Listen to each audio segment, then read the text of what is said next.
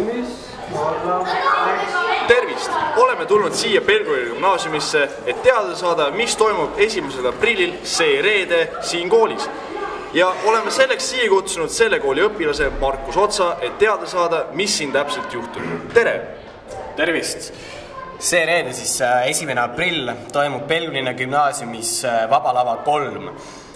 Täpsemalt siis üritusest, et õhtu jooksul on näha palju muusikuid, on näha kunsti, teatrit ja palju üllatuskülalisi. Kas siin süüa ka saab?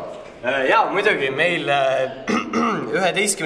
klassi tüdrukud, väga ilusad tüdrukud, tegid pirukaid, kooke ja torte selleks õhtuks, pole veel teinud, aga teevad. Ja meil on siis kohvik, eks ole, et see töötab etenduse ajal ja vaheaegadel ja ka pärast etendust. Ja mis te arvate, kas sellest tuleb tore etendus? Ma usun, et üritus tuleb väga super, kuna võrreldes eelmiste aastatega on see aasta juba palju rohkem fänne, üritus kestab circa 3 tundi, ehk siis 6-9 ja iga aastaga on osalejaid juurde tulnud ja pole mingeid probleeme olnud. Väga tore, see on ainult hea uudis.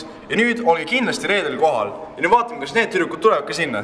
Kas te tulete ka selline etendusele? Väga hea, nii, näeme reedel. Fuck off, tuli ära.